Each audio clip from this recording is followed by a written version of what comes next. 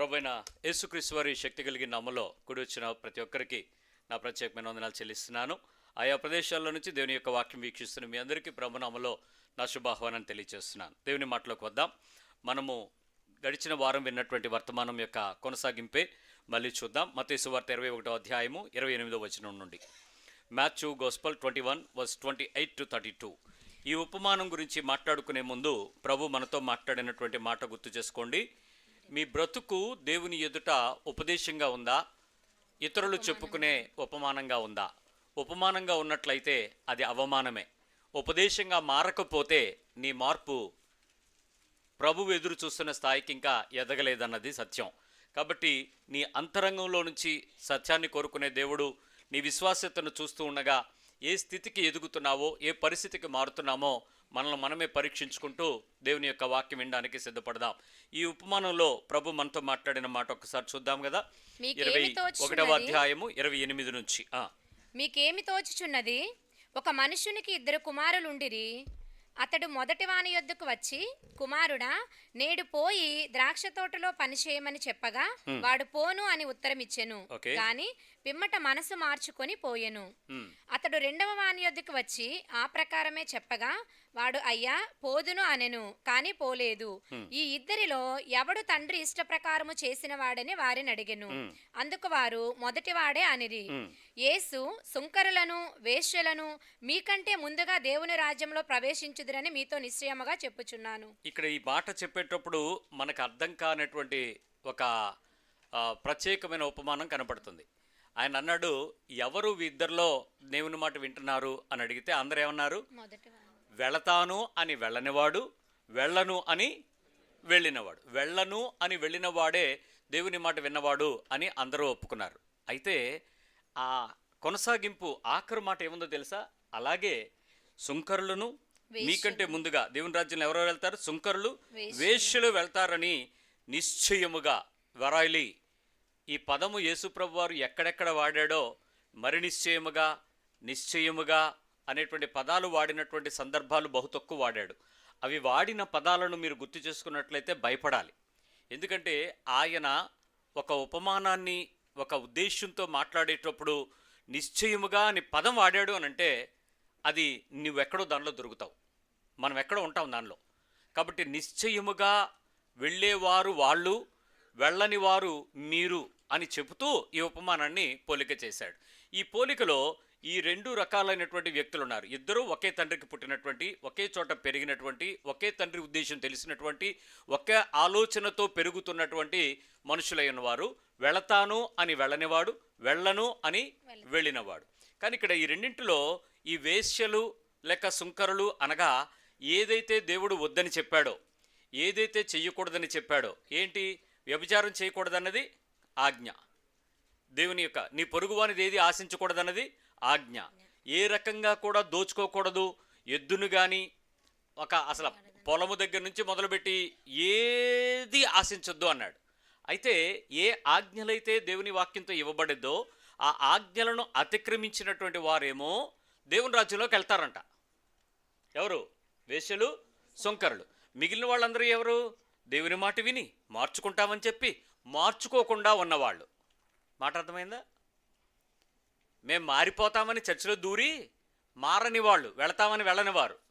మాకొద్దు ఈ దేవుడితో మాకేం పని, మేము ఎలాగే ఉంటాం, ఎలాగే తిరుగుతాం, ఎలాగే చేస్తాం, వద్దన్న పని కూడా మేము చేసుకుంటాం, అయితే నువ్వెవడు అడగడానికి, నువ్వెందుకు మాకు చెప్పాలి అనుకుంటూ సడన్గా వాళ్ళు యేసుప్రభుని మారుమనసు పొందుకుని వెళ్ళిపోయిన వాళ్ళంట. ఏంటి ఈ రెండింటిలో జరిగేటువంటి పరిస్థితి ఏంటి? ఒకసారి ఆలోచించండి.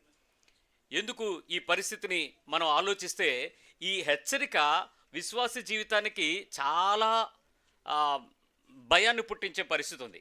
ఇక్కడ 2 కుమారుల్లో నువ్వెవరి తాలూకా అని అడిగితే నువ్వెవరి తాలూకా చెప్తావో నాకు తెలియదు. కానీ ఇప్పుడు నేను మీకు ఈ ఉపమానం యొక్క ఉద్దేశాలు చెప్పేటప్పుడు మీరు ఎవరి కుమారులో మీరు తెలుసుకుందరుగా. ఒకసారి వద్దాం. మత్తయి సువార్త 17వ అధ్యాయము 5వ వచనం. గడిచిన వారంలో మీకు దేవుని ఇంట్లో నమ్మకంగా ఉండేటువంటి వ్యక్తులు ఎవరు అని అంటే మోషే మరియు యేసు. ఆ తర్వాత మనమే ఆయన ఇల్లు. అంటే ఎవరు? ఇప్పుడు మనము. ఇక్కడ 3 రకాల పరిస్థితులు ఉన్నాయి. ఒకటి, మోషే ముందున్నాడు. ఎందుకు? అవమానాన్ని ఎత్తుకున్నాడు. ఎన్ని పరిస్థితులు వచ్చినా శ్రమను సహించాడు. ఏ రోజు కూడా దేవుని మీద తిరుగుబాటు చేయలేదు. దేవుడు ఎవరు అని అనలేదు. కానీ ఆ పరిస్థితుల్లో ఎంతో హుందాగా, సంతోషంగా, ఆనందంగా తీసుకుని దేవుని యొక్క మాటకు తను తాను బలముగా తీసుకున్నటువంటి వ్యక్తి. తరువాత విషయానికి వచ్చేటప్పుడు రెండవ విషయానికి యేసుక్రీస్తు వారు ఎంత అవమానమైనా సహించాడు. ఏ రోజు వెనక్కి తిరిగి బాధపడలేదు. ఏ పరిస్థితి అయినా సరే తను ఆనందంగానే దాన్ని అందుకుని ఆ శ్రమంతటిని తీసుకున్నట్టుగా చూసుకున్నాడు. ఇప్పుడు మీకు ఈ ఇద్దరు కుమారుల యొక్క పోలిక బైబిల్ చెప్పేటువంటి విషయాన్ని మనం తేల్చుకుందాం. మొదటిది మత్తయి సువార్త 17:5. అతడు ఇంకనూ మాట్లాడుచుండగా ఇదిగో ప్రకాశమానమైన ఒక మేఘము వారిని కమ్ముకొనెను. ఇదిగో ఈయన నా ప్రియ కుమారుడు, ఈయన యందు నేను ఆనందించుచున్నాను, ఈయన మాట వినుడి అని ఒక శబ్దం ఆ మేఘములో నుండి పుట్టెను. ఎవరైనా ఎవరు గురించి చెప్పబడిన శబ్దము? ఎవరు చెప్పిన శబ్దము? దేవుడు, తండ్రి అయిన దేవుడు పలికిన ఆకాశం నుంచి వచ్చినటువంటి శబ్దము. ఎవరి గురించి వచ్చిన శబ్దము? కుమారుడైనటువంటి యేసు గురించి వచ్చినటువంటి శబ్దము. ఏ కుమారుణ్ణి మనం ఆరాధిస్తున్నామో, ఏ కుమారుని దైవత్వాన్ని అంగీకరిస్తున్నామో, ఏ కుమారుని యొక్క బోధను మనం లక్ష్య పెడుతున్నామో, ఏ కుమారుని యొక్క జీవితం మనం మాదిరి తీసుకున్నామో, ఏ కుమారుడైతే దేవుని ఇంటిలో నమ్మకంగా ఉన్నాడో ఆ కుమారుని మనం అంగీకరించామో, ఆ కుమారుని మాట వినండి. ఈయన నా ప్రియ కుమారుడు, మామూలు కుమారుడు కాదు, ఈయన నా ప్రియమైన కుమారుడు, ఈయన మాట మీరు వినండి. ఇది కదా మనం నేర్చుకుంటున్నటువంటి క్రైస్తవ్యానికి ఒక మాదిరికరమైనటువంటి వాక్కు. ఈ మాటను, ప్రియ కుమారుడు అనే మాటని 20వ అధ్యాయం 28వ వచనంలో ఏం చెప్పాడో చూడండి. 20:28 యేసుక్రీస్తు వారు అథెంటికేట్ చేస్తున్నాడు ఆ మాట. అలాగే మనుష్య కుమారుడు ఎవరి గురించి చెప్పుకుంటాడు ఆయన? మనుష్యుని యొక్క కుమారుడైనటువంటి, మనుషులకు పుట్టినటువంటి, మరియ గర్భంలో పుట్టినటువంటి, మానవ రూపాన్ని ధరించుకున్నటువంటి మనుష్య కుమారుడుగా వచ్చిన ఏమిటట? మనుష్య కుమారుడు పరిచారము చేయించుకొనుటకు రాలేదు, పరిచారము చేయించుకోవటానికి రాలేదు, కానీ పరిచారము చేయుటకును అనేకులకు ప్రతిగా విమోచన క్రయధనముగా తన ప్రాణం నిచ్చుటకును వచ్చెనని చెప్పాను. ఎవరి గురించి చెప్పబడింది మాట? యేసుక్రీస్తు గురించి చెప్పండి మాట. ఎవరు చెప్పుకుంటున్న మాట ఇది? ఆయనే చెప్పుకుంటున్నమాట. చూడండి, ఏ కుమారుడు గురించి తండ్రి మాట్లాడాడో ఆ కుమారుడును నేనే అని చెప్పి మనిషి కుమారుడుగా సాక్ష్యం ఇచ్చుకుంటున్నటువంటి ఒక కుమారుడు. ఈ కుమారుడు దేవుని యొక్క మాట, తండ్రి యొక్క మాట ఏదైతే ఆయన కొరకు చెప్పబడిందో ఆ మాటలు ఆయన చేస్తాడా చేయడా? చెప్పినట్టు చేస్తాడా? నచ్చినట్టు చేస్తాడా?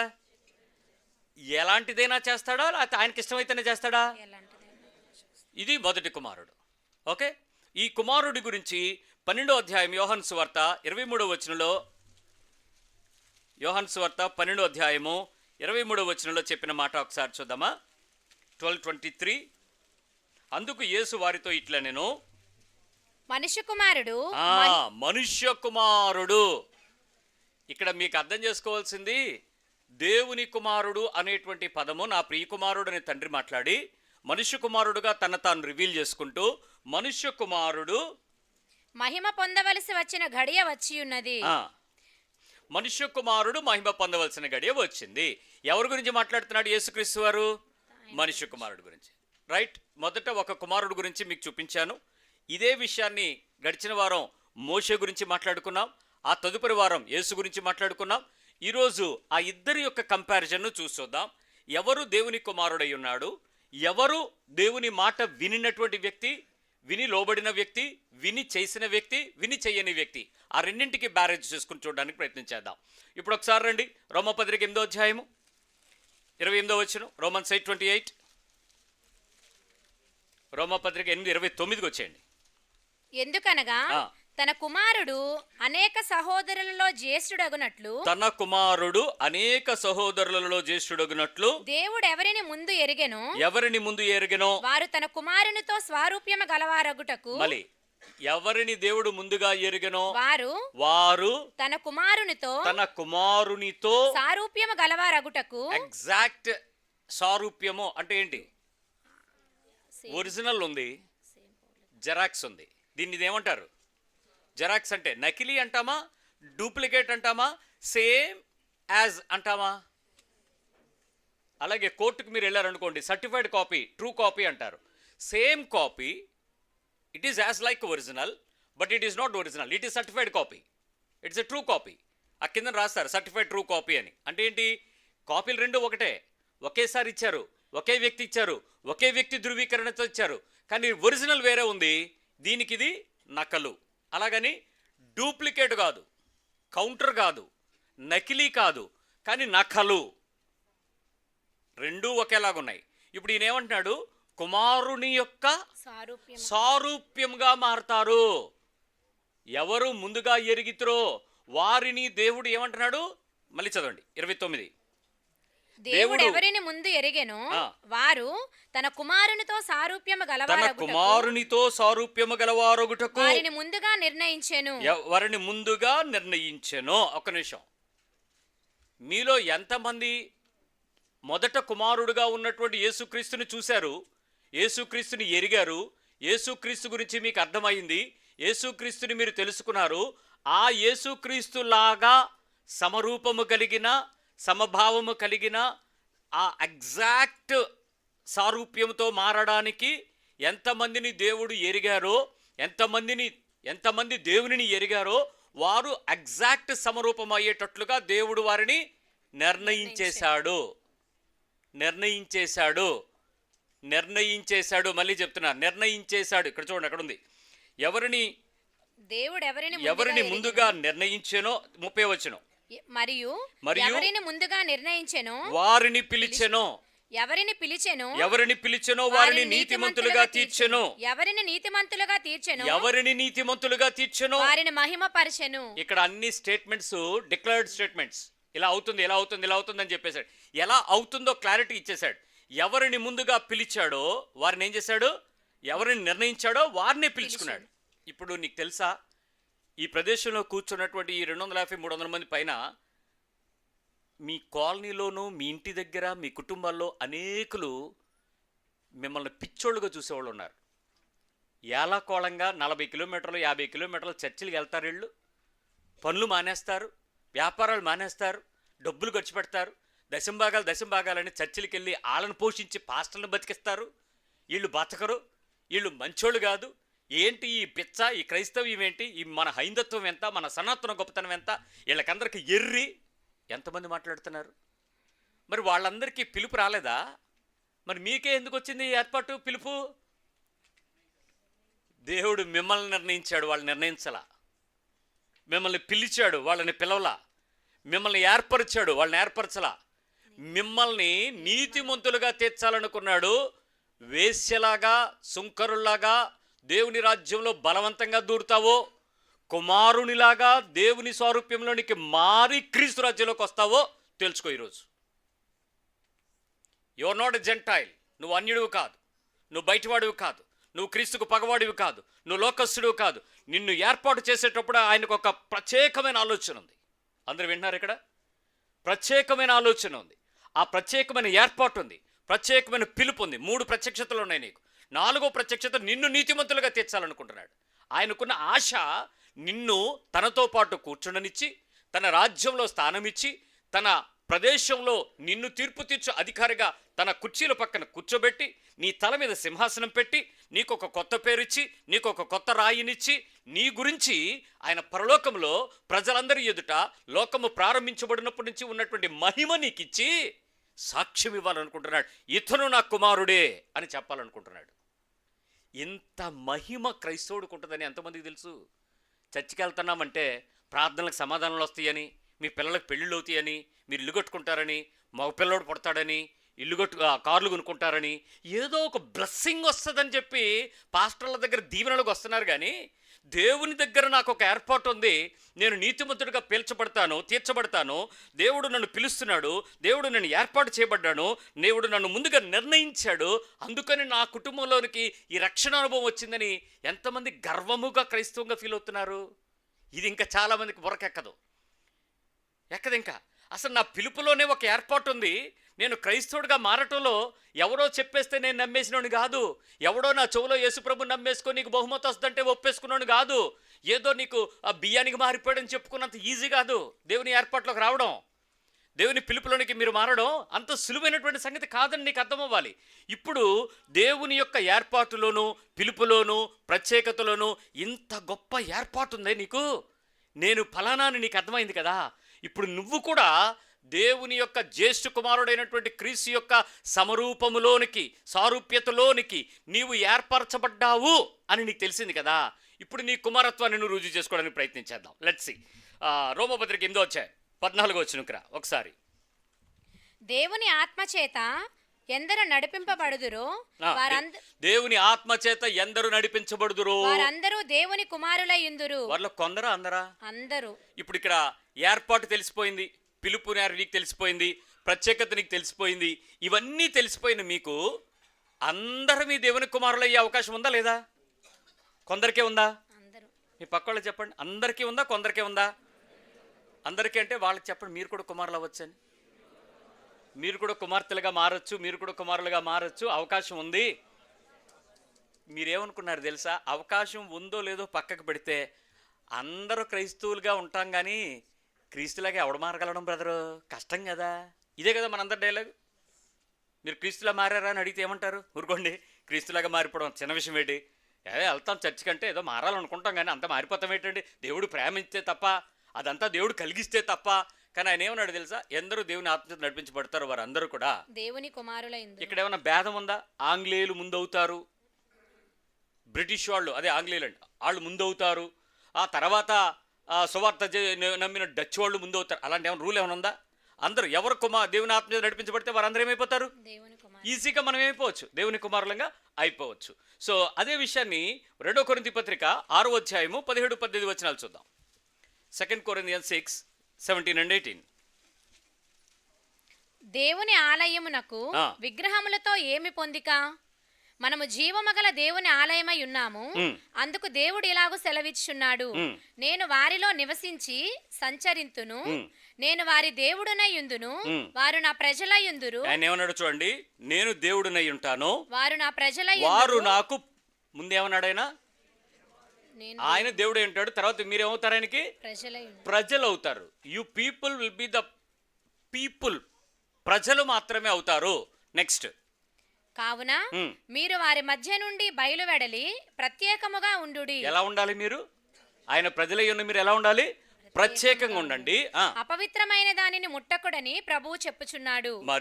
మరియు నేను మిమ్మును చేర్చుకొందును. ఆయన అంటున్నాడు, నేను మిమ్మును చేర్చుకొందును.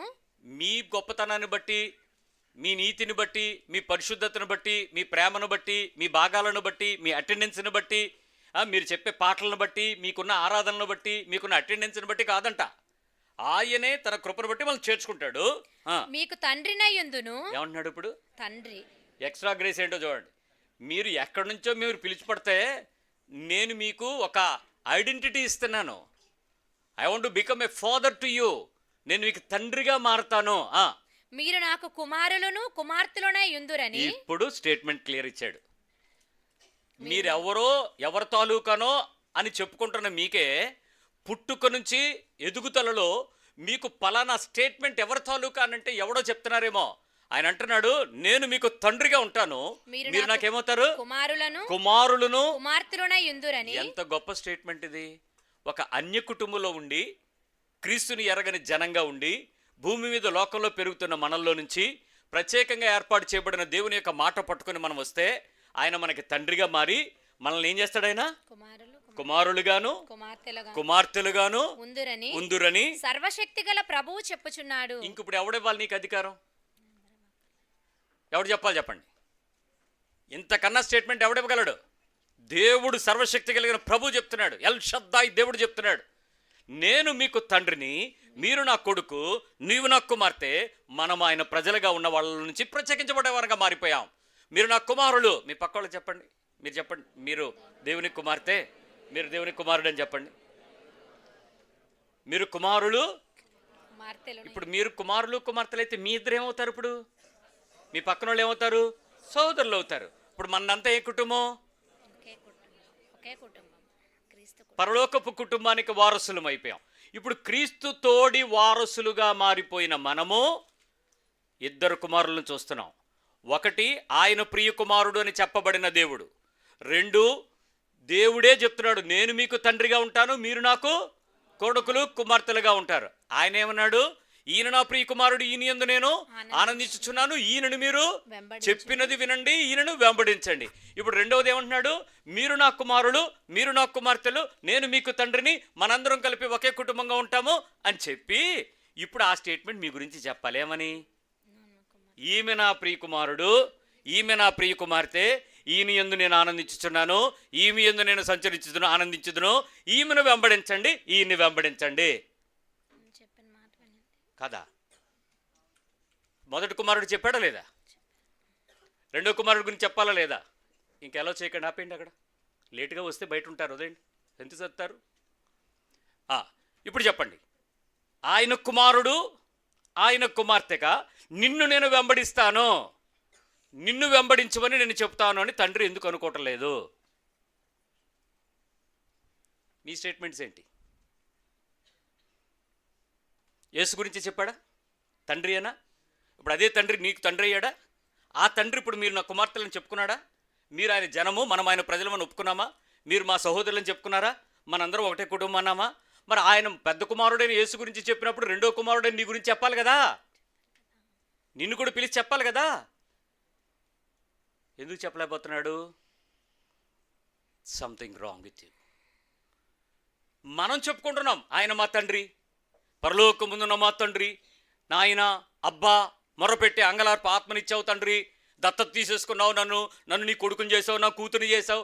డాబులు చెప్పుకుని వాగ్దానాలు ఎత్తుకుని వచ్చేటువంటి బెచ్చగాళ్ల తండ్రి కుమారత్వాన్ని దేవుడు కోరుకోట్లా, అధికారపు కుమారత్వాన్ని కావాలని కోరుకుంటున్నాడు. క్రీస్తు పేరు చెప్పి బతికే క్రైస్తవుని గురించి ఆయన కుమారుడిగా ఉంటారని కోరుకోట్లా. అలాంటి ఈ కవర్ షుగర్ కోటెడ్ క్రిస్టియానిటీని దేవుడు అసహించుకుంటాడు, ఉమ్మివేస్తానంటాడు. నోటి మాటల్లో క్రీస్తు, చేతిలో పట్టుకున్న బైబిలు, వెళ్ళిపోయే సంఘము, ఈ పాస్టర్ నాకు తెలుసు, ఈ ఆత్మ నాకు తెలుసు, ఈ కబుర్లు చెప్పే క్రైస్తవ్యాన్ని ప్రభు చూడడు. ఆయన చేత ధృవీకరించబడిన కుమారత్వాన్ని నువ్వు చెప్పగలిగితే, ఆయన కుమారుడైన క్రీస్తు గురించి చెప్పబడిన సాక్ష్యం నీ గురించి పలకబడితే అది కుమారత్వం. ఇద్దరు కుమారులు ఉన్నారు, ఒకడు వెళ్తానన్నాడు, వెళ్ళలేదు. ఇప్పుడు రెండో వాడు వెళ్ళనన్నాడు, వెళ్ళిపోయాడు. ఇప్పుడు నువ్వే కుమారుడుగా వచ్చావు చూసుకో. ఇప్పుడు నేను నిజమైనటువంటి కుమారత్వం యొక్క గొప్పతనాన్ని కొంచెం నిమిషాల్లో చెప్తాను. గలతీ 3:26 వాక్యంలో ఎంత చక్కటి విషయాల్లో మన హృదయాలను మార్చుకోవడానికి రాసి పెట్టాడో చూడండి. ప్రత్యక్షత బయట వాళ్ళకి అర్థం కాదు.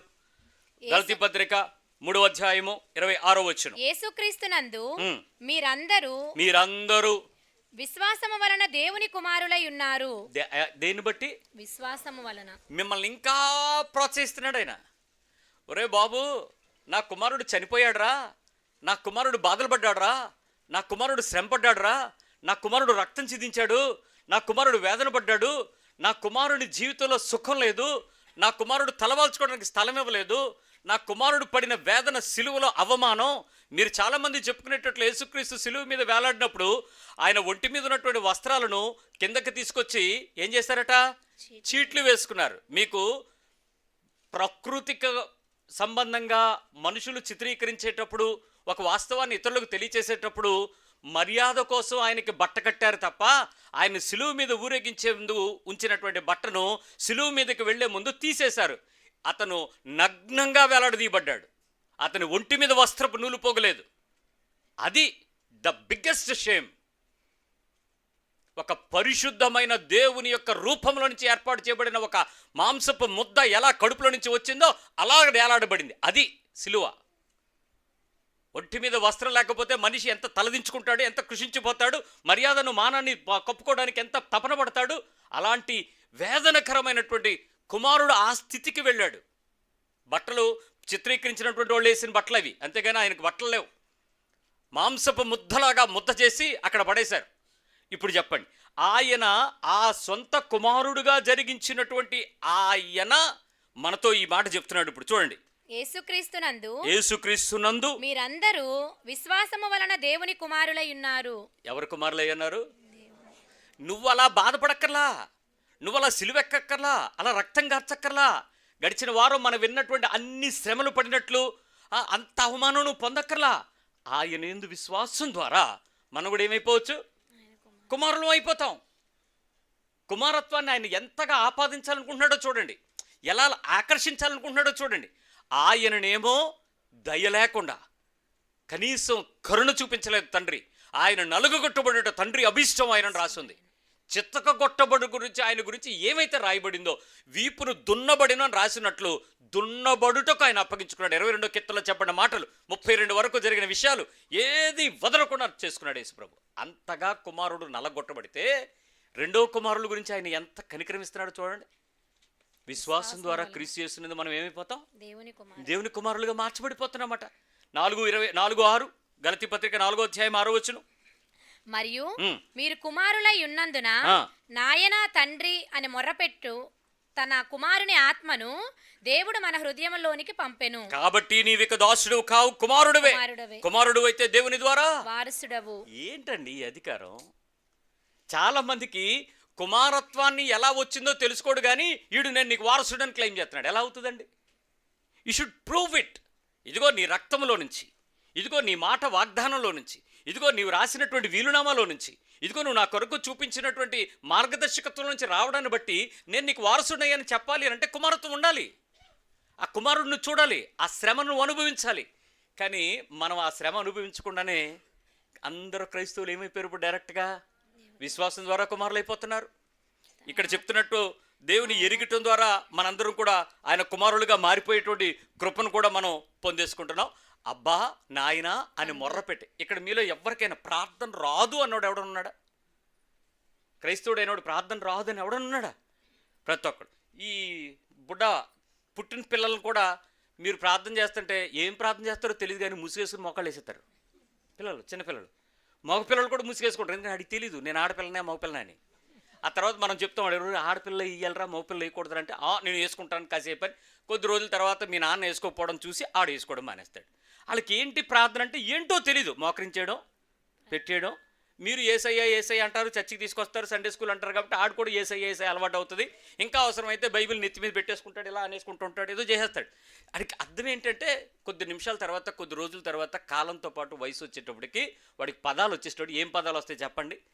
తండ్రి, నాయనా, ఏసయ్య, దేవా, ఈ పదాలు. ఈ ఆత్మ వాడికి ఎవడిచ్చాడు?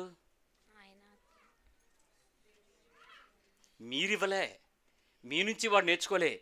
దేవుడు తన వారసులుగా చేసుకోవటానికి కుమారుని యందు మనల్ని దానిలో తెచ్చుకున్నాడు. అందుకు ఆ చిన్న పిల్లలకు కూడా ప్రార్థించేటువంటి అవకాశం వచ్చేసింది. ఈ ప్రార్థన చేస్తున్న ప్రతి ఒక్కడు కూడా దేవునికి ఏం మారాడట? వాడు కుమారుడుగా వచ్చేసాడు. ఇప్పుడు దేవునికి స్తోత్రం ఏంటంటే నాకు కోపం ఉంది కానీ, నాకు బాధ ఉంది కానీ, నాకు ఉక్రోషం ఉంది కానీ, ఆక్రోషం ఉంది కానీ, అరే దేవుని కుమారులు ఉన్న వీళ్ళు ఎందుకు ఇలా ఉంటున్నారనే ఒక రకమైన మంట ఉంది కానీ లోపల కృప మాత్రం ముష్కలంగా ఉంది మనందరి మీద. ఎందుకు? ప్రార్థన చేసేయగలుగుతున్నాం, ఏర్పాట్లో ఉన్నాం, పిలిచేశాడు, నీతిమంతులుగా చేసేసాడు, మనం అందరం కుమారత్వం పొందేసుకున్నాం. మనందరం ఏమైపోయాం ఇప్పుడు? వారసులుగా. ఆయన జ్యేష్ఠుడు, మనం సెకండ్, కుమారులం అయిపోయాం. సో ఇప్పుడు నువ్వు చేయాల్సిన పని ఏంటో చెప్తాను. వెళ్తాను అని వెళ్ళినవాడా, ఎల్లను అని వెళ్ళినవాడా, ఈ రెండింటి మధ్యలోనే తేడా ఉంది. కానీ నిశ్చయంగా చెప్పాడు. శాస్త్రులు, పరిచయులు వాళ్ళందరూ ఉన్నప్పుడు మీలో సుంకరులు, వేశ్యలు దేవుని రాజ్యంలో దూరంగా బలంగా దూరిపోతున్నారు, చూసుకోండి అని హెచ్చరించాడు. ఇప్పుడు నువ్వు ఆలోచించు, ఏంటో చెప్తా. నువ్వు సింపుల్గా కుమారత్వం నువ్వు చేయాలి అని అంటే నువ్వు చేయాల్సిన పనులు ఒక 7 ఉన్నాయి. ఇవి చేసేస్తే అయిపోతాయి. మొదటి పని ఏంటో తెలుసా? ఆజ్ఞకు లోబడిపోండి కుమారులాగా. మీ పక్క వాళ్ళకి చెప్పండి, ఆజ్ఞకు లోబడిపోని. ఏ ఆజ్ఞ అని అడగదు, అన్ని ఆజ్ఞలే. దీనిలో ఏ ఆజ్ఞ నువ్వు చదివినా దాని లోబడి పంతే. ఏమర్థమైంది? కుమారుడు అవ్వాలంటే, కుమార్తె అవ్వాలంటే ఏం చేయాలి? ఫస్ట్ యేసు దగ్గరికి వచ్చి, ఏసయ్య వచ్చి తండ్రి మాట్లాడుతున్నాడు, అబద్ధం ఆడొద్దు అన్నాడు.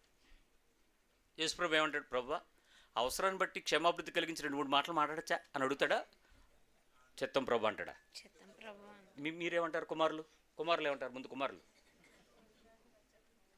ఎక్కడున్నావు? హలో, ఎక్కడున్నావు? ఎక్కడే ఉంటే ఫోన్ ఎందుకు ఎత్తావు? అబద్ధం ఆడొద్దు ఆజ్ఞ. ఏం చేద్దాం? కుమార్తెలు అబద్ధం ఆడొద్దు. యేసుప్రభు ఏమంటాడు? చిత్తం ప్రభు, ఇంకెప్పుడు ఆడను, నేను సత్యము, నా అందు పాపం ఉందని ఎవడని రుజువు చేయగలరా అని అడుగుతాడు. నిన్ను అడిగితే ఏమంటాడు? నేను దొరకనుగా, నన్ను పట్టుకోలేవుగా, నేను ఆడితే అబద్ధం అతికినట్టు ఆడతాగా, నువ్వు ప్రూవ్ చేయాలంటే ఏసై దిగి రావాలా. అది మన ఆత్మ. ఇప్పుడు మనందరం ఎవరో చెప్పండి, వెళ్తామన్నోళ్ళే వెళ్ళమన్నోళ్ళం ఇక్కడ కూర్చున్నోళ్ళు? వెళ్తామన్నోళ్ళు. లాస్ట్కి ఏమవుతారు వీళ్ళు? వెళ్ళనుగాకెళ్ళం. ఏమన్నంటే చూద్దాం ఇంకా టైం ఉంది, అప్పుడే మారిపోలా. ప్రభువా త్వరగా వచ్చేస్తాడు, తొందరగా జాగ్రత్తగా ఉండడానికి మన యూత్ మీటింగ్లో చెప్తుంటే భోజనం చేసేవాడు ఒక దగ్గరికి వచ్చాక ఆయన, అన్నయ్య మీతో మాట్లాడొచ్చాను. ఏంటంటే, కాదు వచ్చే నెలలో గట్రా రాడుగా దేశప్రభు నాడు. ఎంత సీక్రెట్గా చెవులు అడుగుతున్నాడు.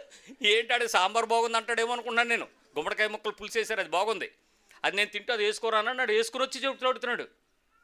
అవునరా వచ్చే నెలలో ఏంటి సంగతానంటే, నేను ఆల్రెడీ ఒక అమ్మాయికి లవ్ ప్రపోజల్ రెడీ చేశాను, నువ్వు ఆల్రెడీ లవ్ సగంలో పెట్టి భోజనం తెచ్చావు, అది ఇప్పుడు చెప్పాలా వద్దా తేలట్లేదు, ఇప్పుడు నువ్వు యేసుప్రభు వచ్చేస్తాడు అంటున్నావు. ఈ 2 నెలల్లో నేను చెప్పాలా, అది ఒప్పుకుంటుందో లేదో చూడాలా, ఆ తర్వాత పెళ్ళి అవుద్దో లేదో ఆలోచించాలి. ఈలో ప్రభు వచ్చేది పెళ్ళి అవ్వకుండా వెళ్ళిపోతాము. అది ఏంటి, నేను ఇప్పుడు పాపం కదా, అది తప్పని ఇప్పుడే నాకు తెలిసింది, అది కెమికల్ రియాక్షన్ అని. How to choose your life partner అనేది వాల్యూమ్ 1లో ఫస్ట్ సెషన్ తర్వాత అక్కడికి వచ్చిన డౌటు. ఇప్పుడు ప్రభు వచ్చేస్తాడేమో అని కంగారుగా ఉంది, ఆపచ్చా అని అడుగుతాడు. ఎవండి ప్రభువుని ఆపుతాడంటాడు, వద్దు ఆగు అప్పుడే రాకు. ఆఫ్టర్ ఆల్ ఒక అమ్మాయి కోసం వాళ్ళ లైఫ్ పార్ట్నర్ గురించి ఎదుక్కుంటూ ప్రభు నువ్వు అప్పుడే రావద్దని అడుగుతున్నాడంటే కుమారుడే ఆడు. తండ్రిని రిక్వెస్ట్ చేసేవాడు ఎవడో, కొడుకు కాకపోతే. ఇప్పుడు నువ్వెవరువో, నీ ప్రార్థనలు ఏంటో. ఆజ్ఞ వచ్చింది, ఏం చేస్తాడు కుమారుడు? యేసుప్రభు ఏం చేస్తాడు? కండిషన్స్ పెడతాడా? నాకు నచ్చితే చేస్తాను, నాకు ఇష్టమైతే చేస్తాను, నాకు టైం ఉన్నప్పుడు చేస్తాను, ఇప్పుడే ఎందుకు చెయ్యాలి, అయినా ఇప్పుడు పెట్టేస్తావేంటి? ఏమైనా ఉంటాయా? అన్కండిషనల్ సబ్మిషన్ ఇమ్మీడియట్గా వచ్చేస్తారా? అదా ఇమ్మీడియట్గా. ఎన్ని ఆజ్ఞలు నీ దగ్గరకు వచ్చినప్పుడు నేను చేయట్లేదని నీ హృదయం నీ మీద నిందారోపణ చేస్తుందో చూసు కుమారుడా. విచిత్రం ఏంటి తెలుసా, చర్చిలోకి వచ్చిన వాళ్ళకే చెప్తాడు ఇవన్నీ, రానోడికి చెప్పడం. బోధ ఎవరికి? సంఘంలో వచ్చినోడికా బయటోడికా? మరి ఇప్పుడు కుమారుడు ఎవరో అయితే, ఇప్పుడు మనకు వచ్చిన తర్వాత ప్రాబ్లం ఏంటి? వెళ్ళిపోయేటోడు మాత్రం 2 సుక్కలు కారుస్తాం, మహానటి ఏమని, ప్రభువా నేను చేయలేకపోతున్నాను, నువ్వే సాయం చేసుకో, ఆమేన్. మళ్ళీ చెప్పులు వేసుకోగానే పరకాయ ప్రవేశం, ఒరిజినల్ క్యారెక్టర్ మేకప్ తీసేస్తుంది కదా మహానటి, ఒరిజినల్కి వచ్చేస్తుంది. నీ క్రైస్తవ్యం రంగు తేలిపోద్ది, ఒకరోజు చూసుకో. నిజమైన కుమారుడువా, కుమారత్వం చెప్పుకుని సంఘంలో దూరి దేవుని రాజ్యం పోగొట్టుకునే కుమారత్వా. మొదటిది ఏం చెప్పాను, సింపుల్గా ఆజ్ఞలన్నీ తీసుకోండి, చేసేసేయండి. నెంబర్ 2 శ్రమకు సిద్ధపడిపోండి. ఏం చెప్పాను అది చెప్పండి ఎవరికైనా. మీ సహోదరే కదండి, మీ సహోదరుడే కదా, మీ పక్కన మీరు వారసులు కాదండి, మీరు ఒక కుటుంబం కాదండి, ఒకరినొకరు ప్రోత్సహించుకోరండి. మాట్లాడుకోరా కుర్చీలు బ్యాచి, మరి మాట్లాడుకోండి. శ్రమకు రెడీ అయిపో అని చెప్పు. ఏడవద్దు, తప్పించమనొద్దు, తప్పించుకోలేవులే, తప్పించుకోమన్నా నీది నువ్వే మొయ్యాలా. నీ సిలువ నువ్వు మొయ్యడమే, నిన్ను నువ్వు వదులుకోవడమే, ఉపేక్షించుకోవడమే. ఏడవద్దు. ఏ పాస్టర్ దగ్గరికి వెళ్ళి మొరపెట్టి తగ్గించేయమని తీసేయమని తీడు, నువ్వు మోసుకోమని చెప్తాడు. భరించేయడమే. ప్రతి శ్రమకు సిద్ధపడిపోండి. చెప్పరే అమ్మయ్యా. ఇప్పుడు ఒక ఆయన అడుగుతాడు, పాస్టర్ గారు మా ఆవిడతో బాధపడుతున్నాను, పెద్ద కొడుకు రోడ్డు నెట్టేశాడు అప్పులు చేసి, ఆడితో పడ్డాను, చిన్న కూతురు అది వెళ్ళిపోద్ది ఈరోజు రేపో, ఇక అప్పుడు రోడ్డుని పడిపోతాను, దాంతోనూ పడుతున్నాను, నాకు సరిపోతాయి కదండి అంటున్నాడు. ఆవిడతో పడుతున్న శ్రమ, వాళ్ళ అబ్బాయితోనూ వాళ్ళ అమ్మాయితో పడుతున్న శ్రమలు వాడికి సరిపోతాయి కదా అని అడుగుతున్నాడు. బాబు భరించగలిగినోడికేరా ఎక్కువ ఇస్తాడు, భరించలేనోడికి ఇవ్వడరా, దేవుడు న్యాయవంతుడురా, కాబట్టి నువ్వు ఎక్కువ భరించగలవు, కాబట్టి ఎక్కువ శ్రమలు ఉంటాయి, కాసిన చెట్టుకి రాళ్ళు దెబ్బలు ఉంటాయి, కాబట్టి ఎక్కువ పడాలి, రెడీగా ఉండరా అన్న. పాస్టర్ గారు ఇంకా ఉన్నాయా అన్నాడు. ఇవి ప్రారంభం, ఇవి ప్రారంభం, కొనసాగింపు చెప్పలేం. నీ పక్క వాళ్ళు చెప్పండి, ఆగుతాయో లేదు తెలియదండి, కొనసాగాల్సిందే. ఏ పురిటి నొప్పులు పడకుండా కన్న తల్లి ఎవరు ఉంటుందండి? నొప్పులు పడాలా వద్దా? పడాలా వద్దా?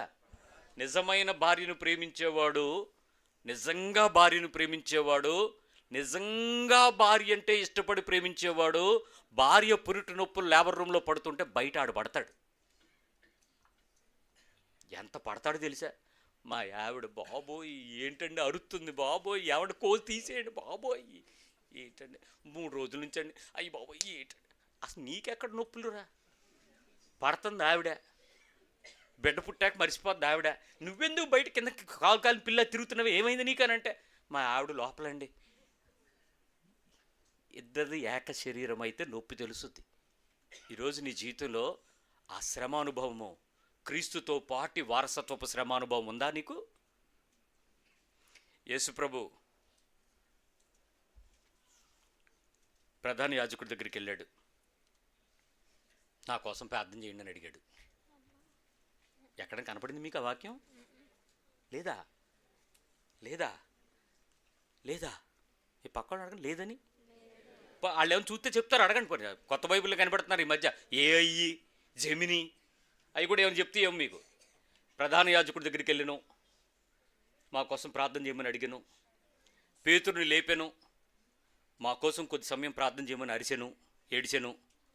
సంఘాలకు ఉత్తరం పంపాను, మా కోసం మొరపెట్టండి, అంగలార్చండి అని అడుక్కునేను. మరి మనం ఎందుకు అడుగుతున్నామో? తక్కువ చేయమనే కదా నీ పెయిన్. నేను ప్రార్థన చేయటం తప్పటట్లా, నీ నొప్పిని తాళలేక, శ్రమానుభవాన్ని సహానుభవానికి ఎంచుకోలేక, ప్రభువా నీ కృపలో నేను దీన్ని ఎదుర్కోవడానికి సహాయం చేయి, నాకు కావాల్సిన ధైర్యం ఇవ్వు, స్థైర్యం ఇవ్వు, దీన్ని ఎదుర్కొని నీలాంటి సహానుభవాన్ని, కుమారత్వాన్ని నేను సంపాదించుకుంటాను. తిరుగుబాటు చేశాను నేను, ఆ రోజు వెళ్తానని వెళ్ళలేదు, ఈ రోజు నేను సరిచేసుకుంటాను. ఆ నిజమైన కుమారుడుగా క్రీస్తు వల్ల నేను బతకడానికి ఇష్టపడుతున్నాను.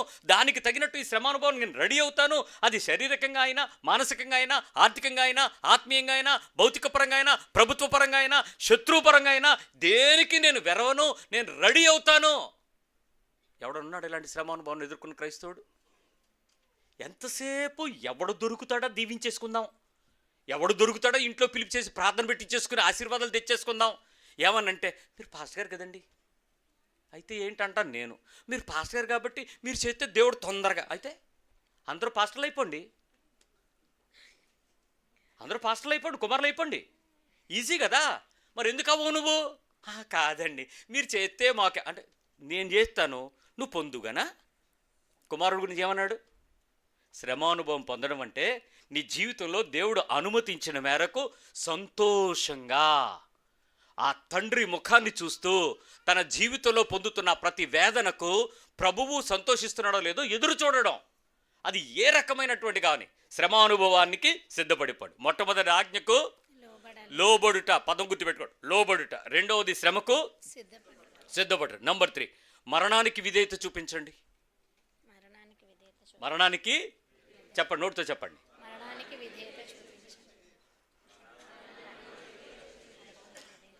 మన భాషలో చెప్పుకోవాలంటే చచ్చిపో. ఏం చెప్పాను? వాళ్ళు ఏమన్నా అన్నప్పుడు తిరుగుబాటు చేయకు. ఏం చేయి? చచ్చిపో. చచ్చిపోయింది లెగుసుదేటి, శవాలు లెగిసి మాట్లాడడం చూస్తే ఏమవుతారు? దాని పేరు ఏదో పెడతారు, దయ్యమో భూతమో ఇంకేదో చెప్పి భలే వార్తలు వస్తాయండి. ఆవిడ చచ్చిపోయిందటండి, లేచిందటండి, మాట్లాడుతుందట, మళ్ళీ పడిపోయిందంట. నేను మీ గురించే చెప్తున్నాను. బాప్తిని తీసుకున్నప్పుడు చచ్చిపోయినందంట, మరుసటి రోజు లేదు పక్కింటి ఆవిడతో మాట్లాడిందా గొడవాడిందంట. ఆ తర్వాత చర్చిలోకి వచ్చి ప్రభువా నేను పాపిని అని ఏడ్చిందంట, మళ్ళీ లేచిందంట. సేటి శవం అన్నిసార్లు సావడం ఏంటి, లేకడం ఏంటి, మాట్లాడడం ఏంటి? నాకు అర్థం కావట్లేదు బాబు ఈ శవాలు.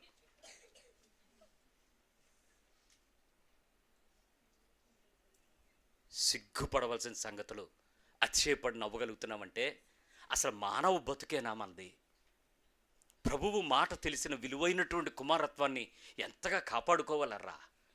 సందర్భం దొరికినప్పుడే కాదు నీ కుమారత్వం బయటపడేదే.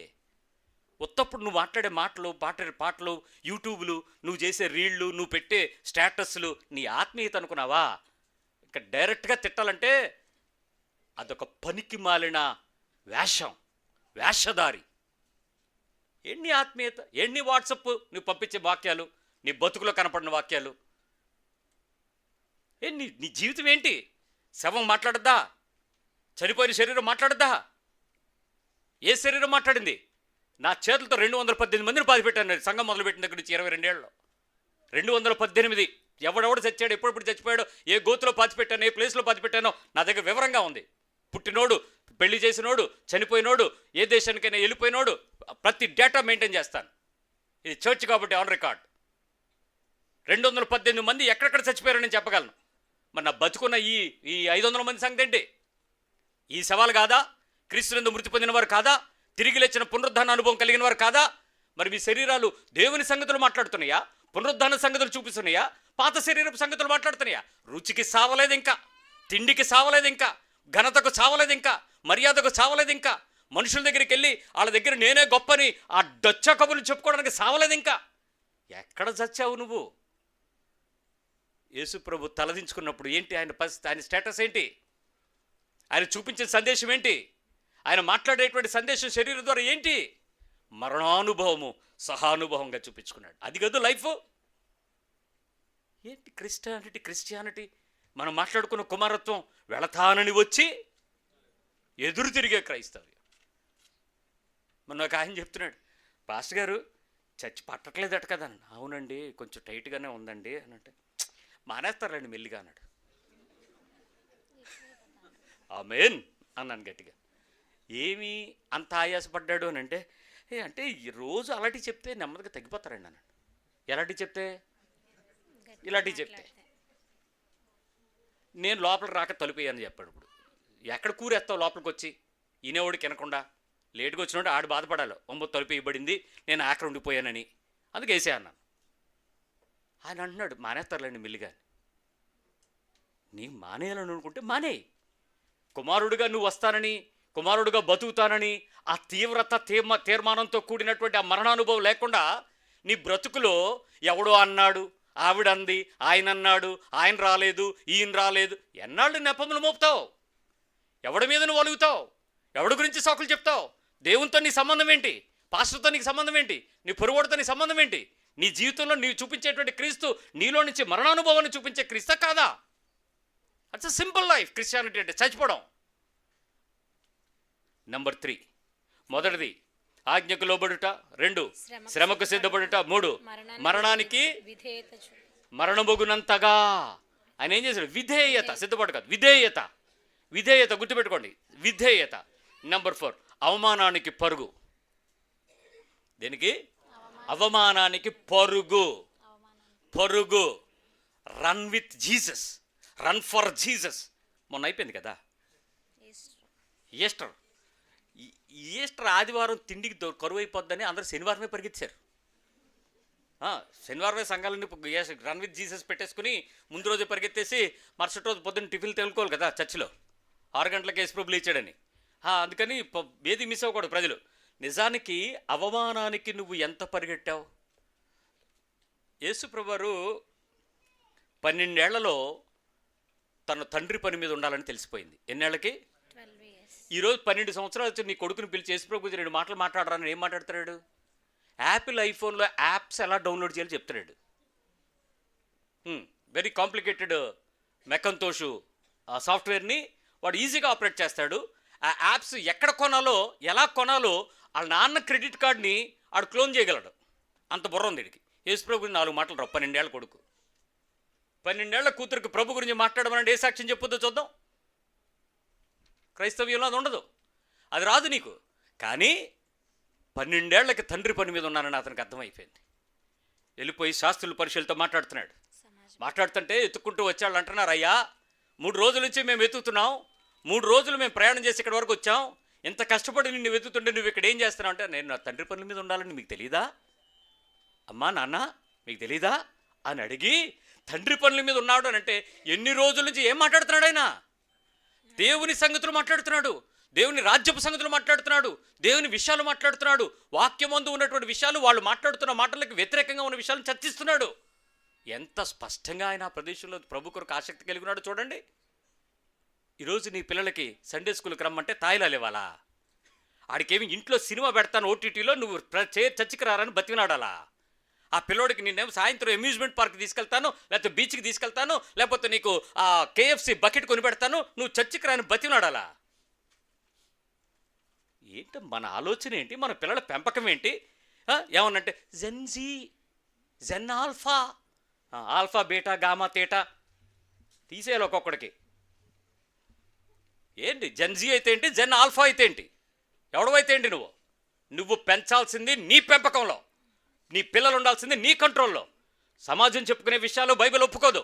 బైబిల్ చెప్తుంది నువ్వు ప్రత్యేకంగా ఉండండి. ఇందాక నేను మీకు నేర్పించాను వాక్యం. నీ పిల్లలు నీ కొరకు ప్రత్యేకంగా బోధించబడాలి. నీ పిల్లలు నీ ఉపదేశం పొందాలి. అది కదా క్రైస్తవ్యం. You should separate the world. లోకంలో ఉండు, లోకం అలాంటి అంటించుకోకుండా పెంచు, లోకపు సంగతులు నేర్పు, కానీ అది ఎక్కడ ఎలా ఉండాలో నేర్పించు. అంతేగాని వీళ్ళు జనరేషన్ ఆల్ఫా అయితే ఏంటి? Don't say that. Don't compromise with the world. ప్రత్యేకంగా ఉండు, ప్రత్యేకంగా పెంచు, ప్రత్యేకంగా తయారు చేయి, ప్రత్యేకంగా ప్రభు కొరకు సిద్ధపరచు. అవమానం పొందినప్పుడు వాడు ఏడిచేవాడుగా కాదు, పారిపోయేవాడుగా కాదు, కుంగిపోయేవాడుగా కాదు, ఆత్మహత్య చేసుకునేవాడుగా కాదు, పరుగులు పెట్టి అరే అంటావా అనో. నేను నమ్ముకున్న సిద్ధాంతం, నేను నమ్ముకున్న దేవుడు, నన్ను పెంచుతున్న నా తల్లి, నా కొరకు ప్రార్థిస్తున్న నా సంఘం, నా కుటుంబం, నా వాక్యం నాకు ఇదే నేర్పింది. మీరు ఎన్నన్నా సరే నేను ఎంచుకున్నటువంటి క్రీస్తు యొక్క పద్ధతి ఇదే. అది కాదు నీ పిల్లలకి నువ్వు నేర్పించాల్సింది. తండ్రిగా నువ్వు చేస్తే నీ పిల్లలు చేస్తారు. నువ్వు చెయ్యి, అది చూస్తారు, వాళ్ళు చేస్తారు. అంతేగాని నువ్వు చేయడం మానేసి నువ్వు నీతులు శుద్ధులు చెప్తానంటే నీ పిల్లలు ఎందుకు చేస్తారు? చెయ్యరు. సో ఏ అవమానికైనా నువ్వు పొరుగు పెట్టగలిగిన రోజు, మీ పక్కన అడగండి, మాట తీసుకోండి అని. ఏదైనా పర్వాలేదు తీసుకోండి అని చెప్పండి. అవమానాన్ని ఫేస్ చేయండి అని చెప్పండి. బలహీనపడద్దు, ఏడవద్దు, కృంగిపోవద్దు, చెప్పించొద్దు, పగబట్టద్దు. అస్సలు ఏ విషయంలో కూడా వాళ్ళంటే నీ మనసులో బాధపడకూడదు. వాళ్ళు అనాలి, నేను పడాలి. చెప్పండి. వెరీ గుడ్, నువ్వు లైన్లోకి వచ్చావు. నెంబర్ 5, సహించడానికి ఇష్టంగా ఉండాలా. ఎలా ఉండాలి? సహించడానికి మీ సహోదరులకు చెప్పండి. సహించడానికి ఎలా ఉండాలి? ఇష్టం. ఎలాగా? మంచి కూర వండితే మీరు ఎలా తింటారు? మంచి కూర అంటే మీ ఇంట్లో వండిన కూర కాదు, పక్కింటి వాళ్ళు తెచ్చిన కూర. అది పొరుగింటి పులకూర ఇప్పుడు కూడా రుచే కదా. ఆల్ది చింతపండే, ఆల్ది హెచ్పి గ్యాసే. కానీ నీ ఇంటికి వచ్చేటప్పుడు రుచి ఎందుకు మారిపోద్ది? రోజు చెయ్యి కాదు కాబట్టి కదా. సో అలా అనమాట. అప్పుడు నువ్వు ఏంటి ఇంకా భలే వండావే అని అంటే వాళ్ళకి మండిపోదు. రోజు వండేటప్పుడు ఒకలాగా మాట్లాడుతుంటే ఇష్టం అనేటువంటి పదం నీకు నచ్చింది చూసావు, అది సహించడానికి నువ్వు ఇష్టపడాలి. సహించడానికి ఏమవ్వాలి? ఇష్టపడాలి. మనకి తిరుగుబాటు చేయటం ఇష్టం అండి. మాట అంటే మాట పడనివ్వమే. ఈ మధ్య దేవునికి వందనాలు ఏంటంటే తల్లుని మించిపోయారండి పిల్లలు. తల్లి ఇంతకుముందు పక్క నిమిషం ఇలా చూసి మాట్లాడేది, ఇప్పుడు చూడకుండా మాట్లాడుతున్నారు పిల్లలు. అసలు వీళ్ళకి ఎమోషన్ ఉంటుందా? డైలాగ్ వచ్చేస్తుంది. ఫీల్స్ లేవు. ఫీల్ లేకుండా కూడా మనల్ని ఫీల్ చేసేంత మాటలు ఇసిరేస్తున్నారు. చిన్న పెద్ద మంచి మర్యాద అసలు ఏమీ క్వశ్చన్ లేవు ఈ జనరేషన్. కానీ పెంపకం అండి. ఏటా పెంపకం? ఆవు చేలో మేస్తే దూడ గట్టును మేసద్దా? పెంపకం. ఏ తల్లి ఏ తండ్రి నీ పిల్లల విషయంలో నీకు బాధ్యత. ఈరోజు నీ బిడ్డ నీ గురించి నీ ప్రవర్తనలో నుంచి ఒక చెడ్డ లక్షణాన్ని పుణికి పుచ్చుకున్నట్లు ఒక్క మంచి లక్షణం కూడా తెచ్చుకో తెలుసా? ఎందుకో తెలుసా? మీ చెడ్డ లక్షణాలను మీరు ఇష్టంగా చేయటాన్ని చూస్తున్న పిల్లలు మీ చెడ్డతనాన్నే వాళ్ళు త్వరగా అడాప్ట్ చేసుకుంటారు. ఏ మంచితనాన్ని తీసుకోరు. ఉండొచ్చు మీకు మంచి లక్షణాలు, కానీ అది మీరు ప్రభావితం చేయలేకపోయారు, మీరు మాదిరిని చూపలేకపోయారు, మీరు ఆ సహించేదానికి కావాల్సిన ఇష్టాన్ని మీరు చూపలేకపోయారు. దానికి మీకు సిద్ధాంతాలు, దానికి మీరు పద్ధతులు, దానికి మీరు కొన్ని కస్టడీస్, దానికి కొన్ని కంట్రోల్స్, దానికి కొన్ని నియమ నిబంధనలు పెట్టుకున్నారు. వాటికి నువ్వు చెప్పే ఏ సిద్ధాంతం ప్రభు దగ్గర నిలబడదో. నీవు సహించడానికి ఇష్టపడక నీవు చేసే ఏ రోత పనైనా నీ జీవితంలో కుమారత్వాన్ని పోగొట్టుకుంటుంది. ఆయన పిలిచిన పిలుపు ఎంత గొప్పది, ఏర్పాటు ఎంత గొప్పది, చేర్చుకున్న పద్ధతి ఎంత. తండ్రి అబ్బా నాయనాన్ని మొర్రపెట్టి ఆత్మనిచ్చి నిన్ను కుమారులుగా చేయటానికి నీ కోసమే ఆయన ఇన్ని ఏర్పాటు చేస్తే నువ్వు దేన్ని నేను కొడుకునే అనుకుంటూ నువ్వెవరో నాకు తెలియదని చెప్పించేసుకుంటావా? నేను ఎరగనంటే ఎంత అవమానం అవుద్ది మీకు. జాగ్రత్త, సహించడానికి ఇష్టపడిపోండి. రోమా 5:8 ఒకసారి చూడండి. రోమన్స్ 5:8, రోమపత్రిక 5వ అధ్యాయము 8వ వచనం. అయితే దేవుడు మన ఎడల తన ప్రేమను వెల్లడిపరుచుచున్నాడు. ఎట్లనగా మనం ఇంకనూ పాపులమై ఉండగానే క్రీస్తు మన కొరకు చనిపోయెను. కాబట్టి ఆయన రక్తము వలన ఇప్పుడు నీతిమంతులుగా తీర్చబడి మరింత నిశ్చయంగా ఆయన ద్వారా ఉగ్రత నుండి రక్షింపబడుదుము. ఎంత గొప్ప విషయం అండి. మనము పాపులమై ఉండగా ఆయన చనిపోయి ఆయన రక్తము ద్వారా మనల్ని ఏం చేస్తున్నాడు? ఇప్పుడు నీతిమంతులుగా తీర్చేస్తున్నాడు. మనల్ని ఏదో ఒక రూపంలో లేపుకుని నా కొడుకులు నా కుమార్తెలను చెప్పుకోవాలని ఆయన ఆశపడుతుంటే మనమేమో అలాగే సార్ మేము మీ కొడుకులమే అని బయటికి వెళ్ళినాక ఎలా కనపడుతున్నాం? ఇప్పుడు ఇక్కడ కూర్చున్న వాళ్ళు ఫోటోలు తీస్తే అందరూ ఎలా కనపడతారు? క్రైస్తవుల్లా కనపడరు. వీళ్ళందరూ దేవుని కుటుంబంగా కనపడరు. ఏమన్నా పేరు పెడితే ఓ హ్యుమానిటీ ప్రార్థనా మందిరపు సంఘమా ఇది అనుకోరు. బయటికి వెళ్ళిన తర్వాత ఎవరు? కౌన్ కిస్కా, ఎవడికెవడో, ఎవడి దేశానికి ఆడే రాజు, ఎవడి ఇంటికి ఆడే ప్రభు, ఎవడి వ్యక్తిత్వానికి నువ్వెవరు బాబా, మనం ఎవరు వారము ఆయన చెప్తున్నాడుగా. ఆయన పిలిచినటువంటి పిలుపు ఎంత గొప్పదో చూస్తే ఆయన రక్తము ద్వారా మనము నీతిమంతులుగా తీర్చబడి మరింత నిశ్చయముగా ఆయన ద్వారా ఉగ్రత నుండి రక్షించబడదము. జాగ్రత్త, నీవు గనక సహించడానికి గనక, ఐదో విషయమే కదా, సహించడానికి గనక నువ్వు ఇష్టంగా ఉండకపోతే ఆయన చెప్తున్నటువంటి ఉగ్రత నుంచి నువ్వు తప్పించబడవు. మీరు అనుకోవచ్చు ఎక్కువ సార్లు ఫేస్ చేసే ప్రాబ్లమ్ను నువ్వు ఈజీగా బయటికి రావాలని నీకు ఒక ఎక్స్పీరియన్స్ అయినా వస్తుంది. మెనీ నెంబర్ ఆఫ్ టైమ్స్ మీరు దాన్ని స్ట్రగుల్ ఫేస్ అయితే మీకు గుడ్ ఎక్స్పీరియన్స్ అయినా వస్తుంది. లేదు దాని గురించి రాసే ఒక పుస్తకంగానే తయారైపోతావు. మీ పక్క వాళ్ళని అడగండి, నీకు ఎక్స్పీరియన్స్ ఉందా నువ్వు పుస్తకమా అని. అయితే నీకు అనుభవం, లేకపోతే నువ్వే పుస్తకం.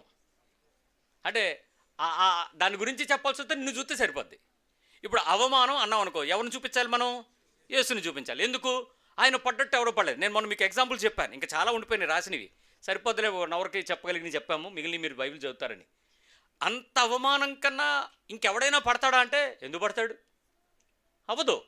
అలాంటి పరిస్థితుల్లో ఒక క్రైస్తవ విశ్వాసానికి వచ్చే మనము ఏ స్థాయికి సహించడానికి ఇష్టపడతారు? ఇక్కడ అర్థం కావాల్సిన విషయం ఏంటంటేనరా, నేను మళ్ళీ చెప్తున్నాను, యేసు ప్రభువు దగ్గరకు వచ్చేసిన తర్వాత నీ ఎమోషన్స్ని ఆపుకోలేక నీ ఆవేశాన్ని తీర్చుకోవటానికి, నీ కోపాన్ని, నీ ఉద్రేకాన్ని, నీ భావోద్వేగాలను, నీ మాటలని, నీ కక్షలను, నీ పూర్వ దాచుకున్నటువంటి ఆ అంతరంగంలో ఉండే కోప పాప తాపాలను ప్రదర్శించేసి బుద్ధొచ్చినోళ్ళలాగా వెళ్ళి సారీలు అడగడం తప్పు. ఎందుకు ఈ మాట చెప్తున్నానంటే, నీ అనుభవం ఏ పాటిది? How long you are in Christ? క్రీస్తులో ఎదుగుతున్న ఆత్మీయత ఏ స్థాయిలో వచ్చింది? ఏది కక్కేసి తుడిచేయడానికి వెళ్తావా? అనాల్సినవి అనేసి సారీ అని చెప్తావా? అసలు దాని బదులు సహించడం బెటర్ కదా. అమ్మో ఎంతలేసి దుఃఖం పొందావని ప్రజలు నీ గురించి మాట్లాడుకోవడం సాక్ష్యం కదా. అక్కడ జరగాల్సింది చేసేసి అనాల్సిందనేసి సారీ అంటే చిన్నపిల్లలు చేసిన పిల్లకాయలు చేష్టలాగా ఉంది. అది తప్పు. అది ఆత్మీయత అనిపించుకోదు. అది కుమారత్వ లక్షణం కాదు. నువ్వు అనాల్సి వచ్చినప్పుడు నువ్వు సావడం నేర్చుకో. నువ్వు ఆ ఎమోషన్లో తిట్టాలి, అనాలి, వీడిని పిండి చేసేయాలి, కొరికేయాలి, నవ్వులేయాలి, భక్షించేయాలి అనిపిస్తుంది చూడు, అప్పుడు ఆగు. ప్రభువా, నువ్వు నన్ను సహించాలనుకుంటున్నావేమో, ఇంతలాగా నేను సహించానని మళ్ళీ నువ్వే డిగ్రీలు ఇచ్చుకోకెళ్ళి పుస్తకాలు రాయకు, వెళ్ళి చెప్పేక అందరికీ నేను ఎంత సహించానో తెలిసి వాళ్ళ గురించి. నువ్వు చెప్తే ఏముంది? ప్రభు చెప్పాలి అక్కడ. ఇది చెయ్యాల్సింది చేసేసి మీరు చేశాను అని చెప్పుకోవడం కుదరదు. ఫలం పోగొట్టుకున్నారు. అది పరిశీలన చేసే పని. మీరు చేయొద్దు ఆ పని. క్రైస్తవ్యంలో మీ నీతి శాస్త్ర నీతి కంటే పరిశీలన నీతి కంటే అధికం కావాలి. మీరు మార్చుకోవాలి. మీ డేటా, మీ సైకిల్ పెంచాలి, మీ గ్రాఫ్ ఎదగాలి. అది లేకుండా మీరు చెప్పుకునేటువంటి భక్తికి మీరు పరిశుద్ధాత్మ నింపండి, భాషలు మాట్లాడి, అద్భుతాలు చేసి, కలలు గనేసి, ప్రవచనాలు చెప్పేసి, సంఘాలు నడిపించేసి ఎవరికి కావాలి ఇవన్నీ? భూమి మీద మీ గురించి ప్రజలను చెప్పుకుంటారేమో, పరలోకంలో సాక్ష్యం ఉండదర్రా. ఆయన ఎదుట మీ సాక్ష్యం ఎలా ఉందో చూడు, దానికి నిలబడు. ఆరో విషయం చెప్తున్నా, భరించడానికి బలం కావాలి. ఏం కావాలి? భరించడానికి బలము. మొదటిది గుర్తు చేసుకోండి, ఆజ్ఞకు లోబడుట. నా లాస్ట్ ఎండింగ్ ఆ పదం గుర్తుపెట్టుకోండి. ఆజ్ఞకు లోబడుట. 2, శ్రమకు సిద్ధపడుట. 3, మరణానికి విధేయత. 4, అవమానానికి పరుగు. 5, సహించడానికి ఇష్టం. 6, భరించడానికి బలం. ఏం కావాలి? భరించడానికి బలం కావాలి. బలవంతుడే కదండి తిరుగుబాటు చేస్తాడు కదా. నిన్న నేను రోడ్డు మీద ఒక సంఘటన చూస్తున్నప్పుడు నాకు చాలా ఆశ్చర్యం వేసింది. అసలే వేసవకాలం, ఎండకి ఎండిపోతున్నట్టు ఉన్నాం. పాపం ఎక్కడి నుంచి వస్తుందో ఆమె నడిచి వస్తుంది, నెత్తి మీద గుడ్డు చుట్టుకుంది, గంపోటు పెట్టుకుంది, నడిచి వస్తుంది. దాని మీద కొంచెం ఫైర్ ఉంటుంది కదా లోపల, పైన ఎండ కింద ఎండ మంటగానే ఉంది. అలాంటి పరిస్థితులతో వస్తూ ఉండగా చెట్టు కింద ఆగింది, కర్ర ఇరిగిపడింది. మనం అయ్యో అన్నట్టే అందరం బాధపడుతున్నట్టే ఉన్నాం. అయితే ఆడికే దెబ్బేం తగలేదు కానీ ముందు పడింది. ఈలోపు ఆ కర్ర పడింది అని చెప్పి పరిగెత్తుకుంటూ ఒకడొచ్చి అసలే గ్యాస్ రేట్లు పెరిగిపోయినాయని చెప్పి దేవుడు ఇచ్చాడు అనుకుని ఆడేమో కర్ర తీసి సైకిల్ ఎట్టుకుంటుంటే తిట్టుంది.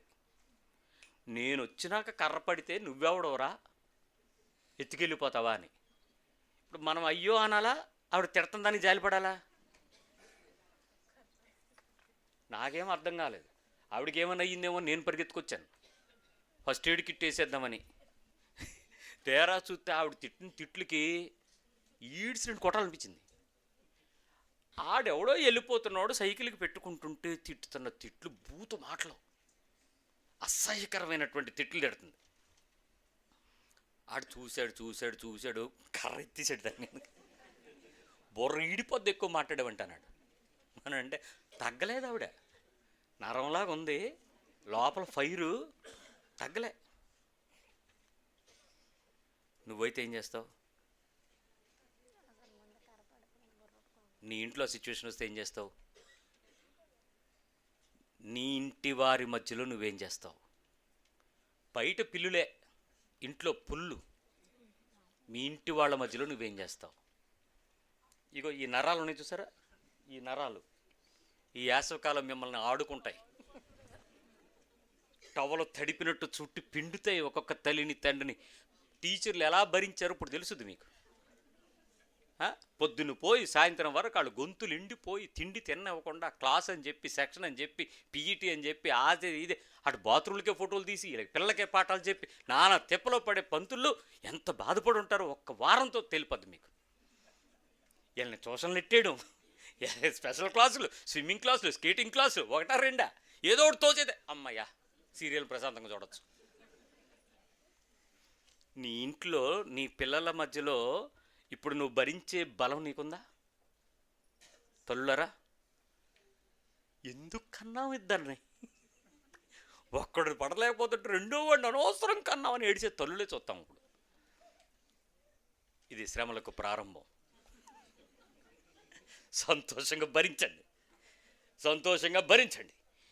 భార్య భరించు, భర్త భరించు, అత్తామామ భరించు, యజమాని కాఠిన్యం భరించు, నీ పొరుగువానితో శ్రమ భరించు, ఆత్మీయ శోధన భరించు, నీ శత్రువు నిన్ను నీ ఎదురుగా అట్టహాసం చేస్తున్నాడు భరించు.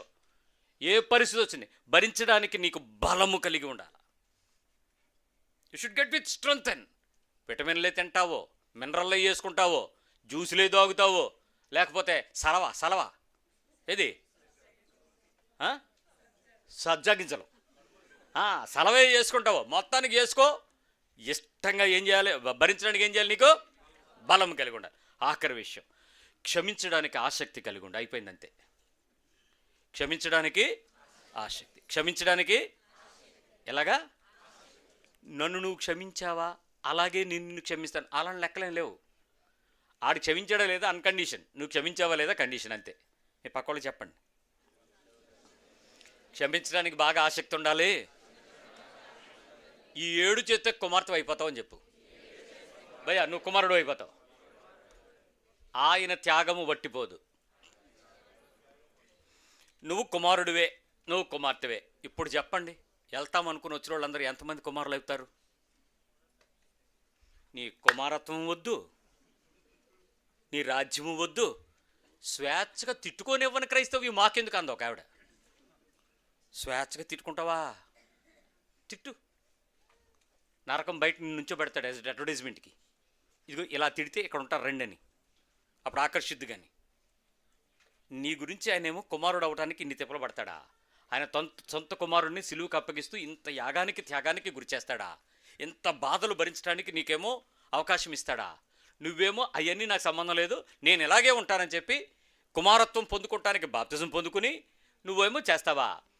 ఈ అద్భుతమైన విషయం ఏంటంటే, సుంకరులను వేశ్యులను మీకంటే బలవంతంగా వెళ్ళిపోతారని చెప్పినటువంటి యేసుక్రీస్తు మాట నీకు అర్థం అవ్వాలంటే, అసలు నువ్వు నీలో ఎలాంటి తిరుగుబాటుతన పాత్మ ఉందో, ఎలాంటి పరిస్థితుల్లో నీ బతుకుని క్రైస్తవ్యంగా చెప్పుకుని మోసపోతున్నావో, కుమారత్వాన్ని పొందుకోవడానికి అర్హత దేవుడిస్తున్నా మనము దాన్ని పోగొట్టుకోవడానికి ఎంత తిప్పలు పడుతున్నామో, పోగొట్టుకున్నామనే విషయం తెలియకుండా ప్రపంచానికి పోగొట్టుకొని క్రైస్తవ కుమారులను కుమార్తెలుగా అనడానికి వేషధారణ ఎంత కలిగి ఉంటున్నామో మనం ఈరోజు ఆలోచిస్తే, ఈ బలహీనతలోంచి దేవుని బలంలోనికి దేవుని సహాయం తీసుకుందానికి ప్రయత్నం చేద్దాం.